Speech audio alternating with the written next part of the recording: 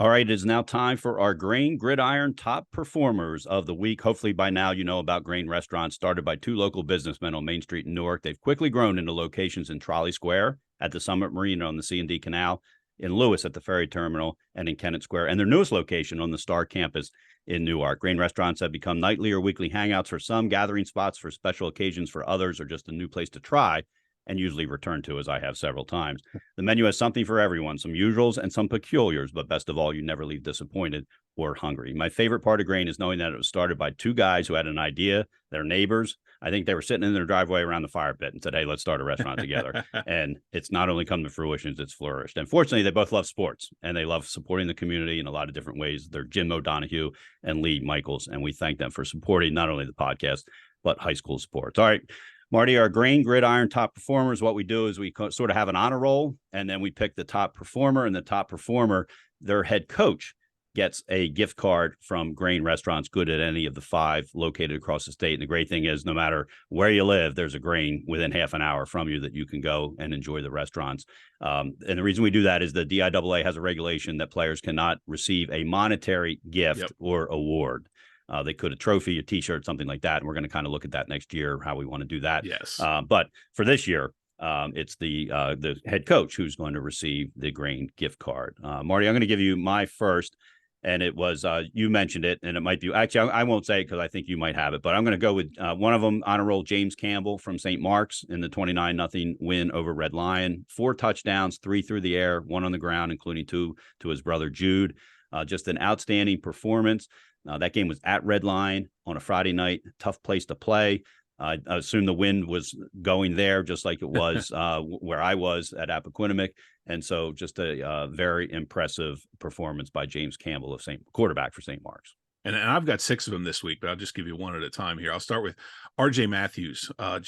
Boy, he lit up Woodbridge, and I, it was almost like the headline writes itself. It took Woodbridge to the woodshed over the weekend. 341 yards and 7 touchdowns.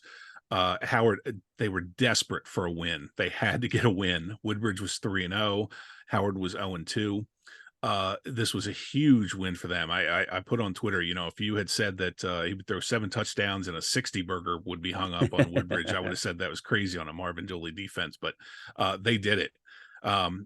Just an incredible performance by RJ Matthews. And I also put on Twitter that he's the reason I'm not counting Howard out by any means in Class 2A.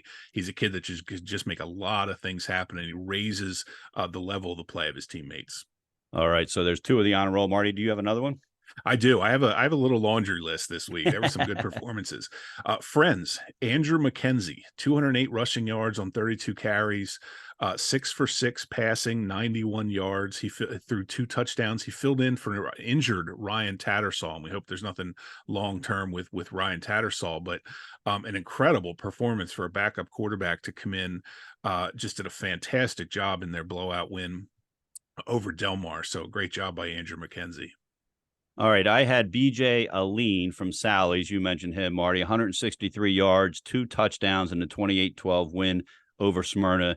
As you said, this kid has kind of become an entirely different player than he was at DMA. Of course, remember, he played at at Sally's his freshman year, transferred to DMA for 2 years, and then transferred back to Sally's. So BJ Aline having a great season and a great game in that big win over Smyrna.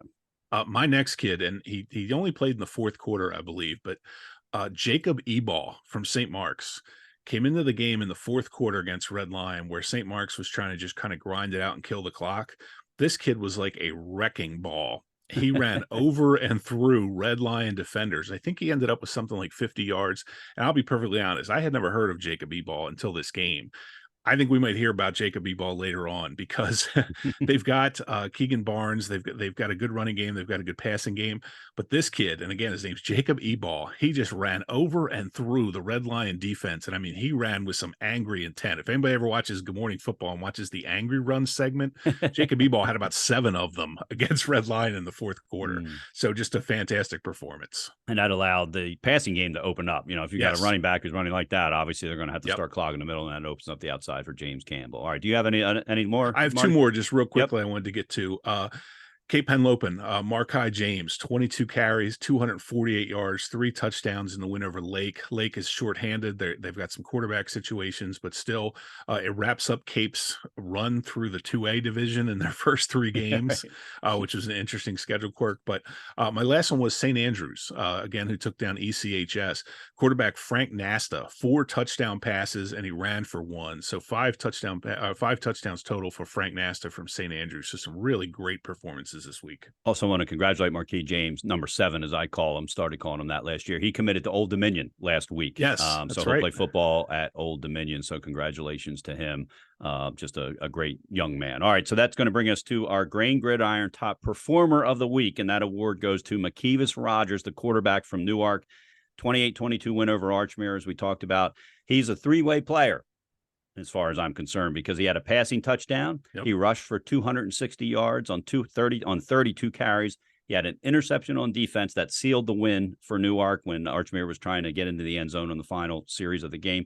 He also blocked a field goal on special teams. So this is the kid.